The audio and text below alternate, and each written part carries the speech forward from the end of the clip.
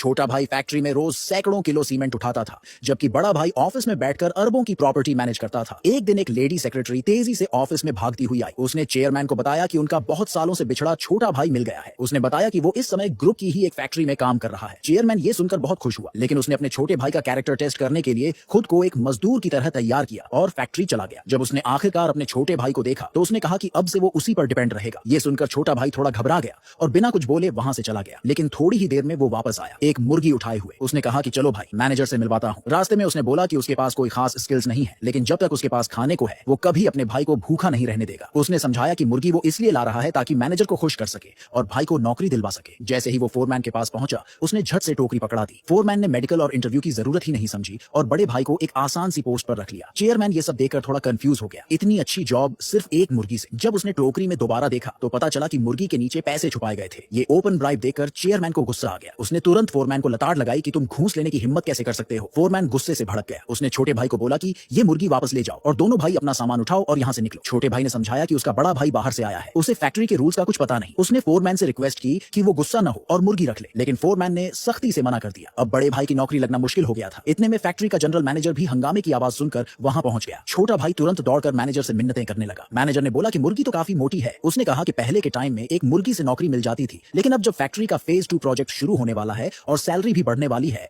तो अब नौकरी पाने के लिए 2 मुर्गियां चाहिए। 2 मुर्गियां मतलब लगभग 1 साल की तनख्वाह के बराबर। लेकिन अपने भाई की नौकरी बचाने के लिए छोटे भाई ने रिक्वेस्ट की कि फैक्ट्री ने उसे जो पिछले 6 महीने की सैलरी नहीं दी है वो अभी दे दी जाए। उसने वो पैसे और मुर्गी दोनों मिलाकर अपने भाई की ज्वाइनिंग फीस के तौर पर दे दिए। बड़े भाई को यह सुनकर बहुत गुस्सा आया कि फैक्ट्री मजदूरों की सैलरी दबा रही है। उसने चुपचाप मुड़कर अपनी सेक्रेटरी को एक मैसेज भेजा कि तुरंत फैक्ट्री का सरप्राइज इंस्पेक्शन करवाओ। उसी टाइम एक वर्कर अचानक घुटनों के बल गिर गया और मैनेजर से बोला कि प्लीज उसकी भी पेंडिंग सैलरी दे दी जाए। मैनेजर ने ऊपर ऊपर कहा कि हाँ, जल्दी ही सैलरी दे देंगे, लेकिन अगले ही पल उसने फोरमैन को इशारा किया कि उस वर्कर को सबक सिखाओ। ये देखकर बाकी सभी वर्कर्स डर गए और किसी ने भी आगे बोलने की हिम्मत नहीं की। चेयरमैन ने देखा कि मैनेजर की कलाई में ब्रांडेड वॉच है और उंगली में गोल्ड रिंग। उसे शक हुआ कि मैनेजर ने मजदूरों की पेंडिंग सैलरी अपने शौक पूरे करने में उड़ा दी है। उसने गुस्से में आकर डिमांड की कि मैनेजर सबके सामने एक्सप्लेन करे कि ये सब क्या हो रहा है। मैनेजर बेइज्जती और गुस्से से आग बबूला हो गया। उसने अपने आदमियों को भेजा कि दोनों भाइयों की धुनाई कर दो। तभी एक फोन की घंटी बजी। फोरमैन ने मैनेजर को बताया कि हेडक्वार्टर से कोई इंस्पेक्शन टीम फैक्ट्री पर आ रही है। मैनेजर को डर लगा कि कहीं ये दोनों भाई इंस्पेक्शन में कोई गड़बड़ न कर दे। उसने तुरंत उन्हें एक टूटे फूटे कमरे में बंद करवा दिया और गार्ड्स को कहा कि इन्हें सख्ती से निगरानी में रखो। तभी बड़े भाई ने अपनी असली पहचान बताई। उसने कहा कि जो इंस्पेक्टर आने वाली है वो उसकी सेक्रेटरी है। गार्ड को उस पर भरोसा नहीं हुआ। कुछ ही देर में लेडी सेक्रेटरी फैक्ट्री पहुंची। मैनेजर ने उसका ग्रैंड वेलकम किया। सेक्रेटरी ने पूछा